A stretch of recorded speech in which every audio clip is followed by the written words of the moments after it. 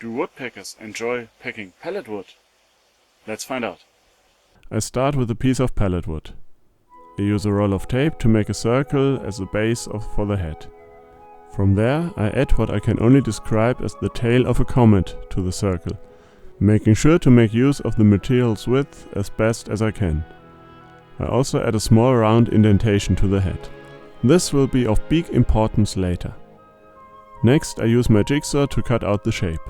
This project is intended to be made with what is these days referred to as limited tools.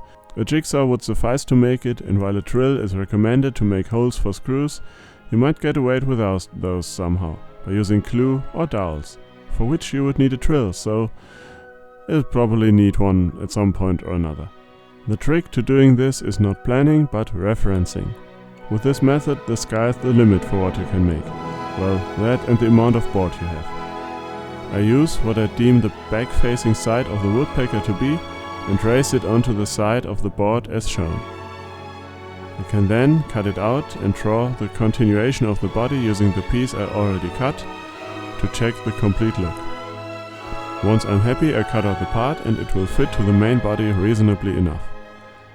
I employ the same technique to make the beak. Here you can see a mock-up of the finished piece. In order to connect it, you can use anything that you want as long as it works, from hot glue to screws like I did. I drilled pilot holes too, hence the requirement for a drill. Then put in screws long enough to get the job done. I also cut 2 odd pieces from the remaining board to use as legs and screwed them to the woodpecker at an angle that seemed to work for a medium-sized tree. Depending on where you want to put your pallet sculpture, you can also omit the legs. To give it some color, I water down all-purpose or tinting colors and add a coat to the different pieces. If, despite the referencing approach, you do some planning, you could do that before screwing the piece together in the first place.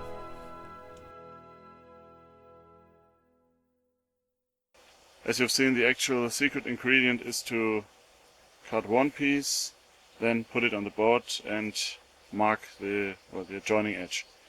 If you wanted, you could cover up these screw holes with plugs, but well, it's exterior decoration, so I didn't think I'd bother. Now to hang it, you can either find a tree that has a matching feature like this one, but it'll probably come down very soon, so you can instead use a thread of nylon. In there and place it whichever way you want it. I hope you enjoyed this project idea. There's a number of other animals that could be made like this as well. And as always, you can toy with the finishing. You can leave it as it is, use different kinds of wood or different pallet boards if they look sufficiently different, and you can make as many of them as you like to populate any tree without fear of it getting pecked down. Thanks for watching. Please subscribe to my newsletter on my homepage and of course to my channel.